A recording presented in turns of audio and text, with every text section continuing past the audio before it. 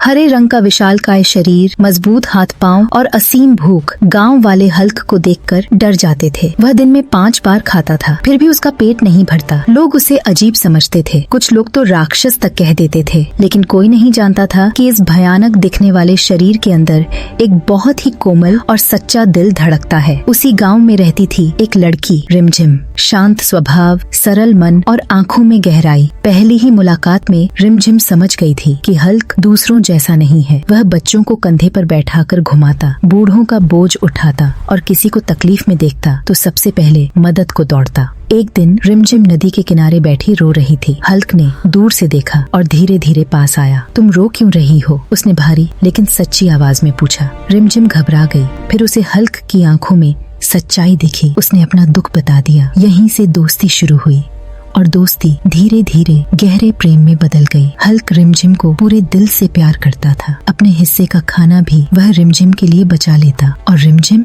उसे हल्क में सिर्फ एक ही चीज दिखती थी, सच्चा प्रेम। लेकिन इस प्रेम को एक इंसान ने कभी स्वीकार नहीं किया। रिमझिम की माँ शांति देवी बहुत ही स्वार्थी और हिसाबी थी। उनके लिए इंसान की कीमत उसके खाने और खर्च से तय होती थी। यह आदमी इतना खाता है, इसे दामाद बना लिया तो मुझे सड़क पर बैठा देगा, वह रोज यही कहती। रिमझिम ने बहुत समझाया, माँ वह ज्यादा खाता है लेकिन मेहनत भी करता है, उसका दिल बहुत अच्छा है। लेकिन शांति देवी के कान बंद थे। अच्छे दिल से घर नहीं चलता। वह हल्क का सबके सामने अपमान करती। ए हाथी जैसे आदमी, मेरे घर के सामने मत खड़ा रहा कर।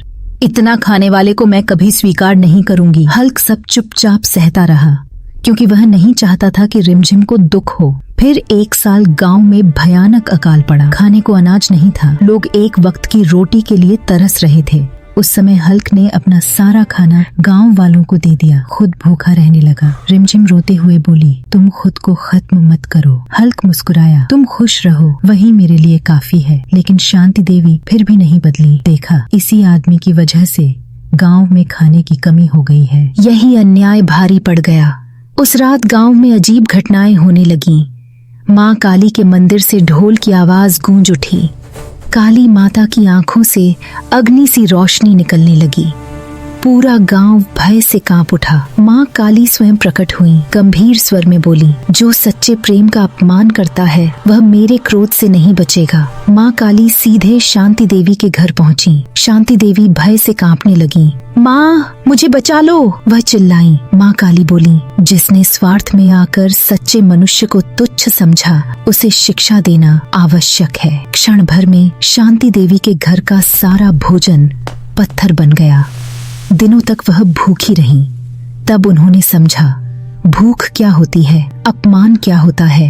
अंतिम रात माँ काली फिर प्रकट हुई। क्या साहब, अब तुमने सीख लिया? आंसू बहाते हुए शांति देवी बोली, हाँ माँ, मैंने बहुत बड़ा पाप किया, मुझे क्षमा कर दो। सुबह सब कुछ सामान्य हो गया। शांति देवी स्वयं हल्क के पास गई, उसके चरण छुए और बोली, तू सिर्फ ज्यादा खाने वाला नहीं है, तू बहुत बड़ा इंसान है। हल्क की आंखें भर आईं। मैं बस रिमझिम को खुश रखना चाहता हूँ। पूरा गांव समझ गया, इंसान की कीमत उसके पेट से नहीं, उसके दिल से तय होती है। माँ काली के आशीर्वाद से हल्क और रिमझिम का प्रेम स्वीकार किया गया और शांति देवी ने जीवन का सबसे बड़ा सत्य सीख लिया।